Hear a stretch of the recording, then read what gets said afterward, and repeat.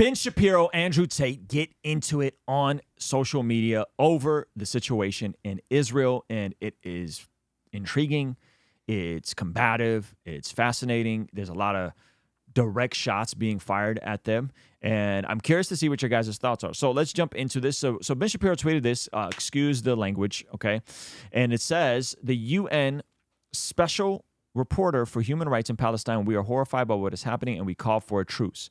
Okay, and Ben Shapiro tweets, and they can F right off. Now, you know Ben Shapiro is hot when he's cussing on social media because Ben Shapiro don't really cuss like that. That's haram. So, yeah, wrong religion? Okay. Andrew Tate writes back, Mr. Tough Guy, period. Let me assure you, as someone who has done his own fighting, as opposed to excitedly encouraging others to do it for him while sitting at home on a comfy chair, peace is always worth a conversation. Somewhat wise thoughts from a... Peace is always worth a conversation. Now, Ben Shapiro's clapback is pretty amazing here. Let me assure you, as someone who has not pimped women and bragged about it, that morality requires that those who grape women and kidnap must be eradicated, not negotiated with. We don't negotiate with... Don't negotiate with the T word, okay? And then Tristan Tate, who claims to be Christian, but is doing... Christian Tate, is doing some work on the ground in terms of with some of the children in Palestine, specifically, I think, in the West Bank, in terms of nonprofits. Okay, he says, a Jewish man speaking of the eradication of a race of people, put a pin in that, 2023 is a scary time to be alive. I wonder how many of the women and kids who are soon to be obliterated, kidnapped, or raped anybody. I guess is zero. This is nihilistic and evil. Okay, now, did you catch the straw man here? Did anybody catch the straw man? Is Ben Shapiro talking about an eradication of a race of people? Is that what he's saying? He specifically said, morality requires that those who grape women and kidnap children must be eradicated. So he's very specifically talking about not all Palestinian people. That's the straw man. The straw man is, they want to wipe out all... Most Israelis aren't trying to wipe out all Palestinians. That's nonsense. Now, are there extremists? Absolutely. There's extremists. By the way, there's extremists. When we were just in Israel, myself, Pastor Mike Signorelli, Pastor Jeff Moores, and Sean Cannell went to a restaurant in the Christian Quarter, okay? That's owned by an Armenian family from Artsakh, which is the region that just got overtaken in Azerbaijan. And they've had violent attacks by extremist Jews against the Armenian Christians there, okay? Restaurants been defaced, just a complete mess. So are there radicals who are Jewish that may want to wipe out all of Palestinians? Yes. Is that the average Israeli? No. Is that what Ben Shapiro is saying? No. So I think this is a complete straw man on Tristan Tate's part. I think he could have done a much better job, and conflating this to Ben Shapiro wants to eradicate a race of people was a complete L on both of these guys' part. And I think, and Ben Shapiro rightfully corrects him. And I called for those who grape women and kidnap children to be eradicated. So not only are you immoral, you're apparently illiterate.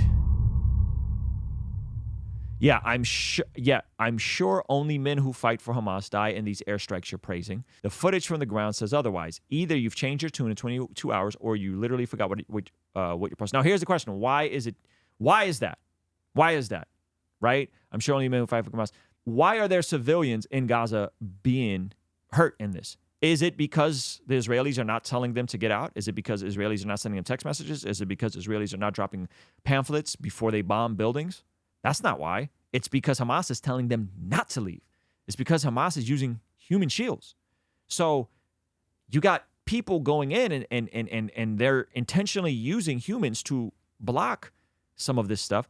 And you have Israel trying to tell them to get out. And then, of course, you're going to have this sort of stuff happen, right? But that's not, I don't know if that's on Israel's part. And by the way, the fact that Israel hasn't done a ground invasion as of the time of this recording, I think says a lot. I think they're really trying to get these hostages back. I think they're really trying to be strategic and calculated. Was there anything else? He says either you're stupid or you are morally illiterate. Hamas literally hides behind. Yeah, he's saying everything I just said. Hey, you want to see something kind of crazy? over 75% of the people that watch this channel are not subscribed. Please consider subscribing and turning your bell notification on so that you don't miss anything we have going here. All right? Peace. Or morally illiterate, Hamas literally hides behind civilians. They are currently texting civilians and telling them not to leave target areas. They put their military headquarters under a hospital. That's it. Any more reaction? Anybody else respond to this? David Wood. David Wood. Shout out to David Wood. David Wood got no chill, man. The Tates got humiliated by Greta Thunberg, but they think they can take on Ben Shapiro. Yeah, I think this is a massive L for I think this is a massive L for the Tates. I think they just seem their seeming desire is we don't want women and children to get hurt. Okay, fine. I'm with you. I don't think anyone wants women and children to get hurt. I don't think Israeli soldiers They switched up their tune real quick. Yeah, I don't think Israeli soldiers are like, hurt the women and children. I don't think anyone in their humanity wants that. I think the question is, okay, so how do you navigate this? How do you channel? How do you move through this situation? Right? I think it's very tricky. And having said that, I think Ben Shapiro is in the right here. I think the Tates are taking a massive L. We see, according to the Bible, that prayer is extremely important in terms of us being transformed from the inside out when we get aligned with God's will. I want you guys to implement these spiritual disciplines in your day-to-day life. And the only way I've been able to do this consistently is through writing down my prayers in a prayer journal that does a few things. One, it allows me to reflect and come to God humbly and ask him to move on my behalf. And two, it allows me to document my prayers, which ultimately help me remember the very things that I was praying for and see the hand of God tangibly in my life when he answers them. So I would urge you, consider writing down your prayers.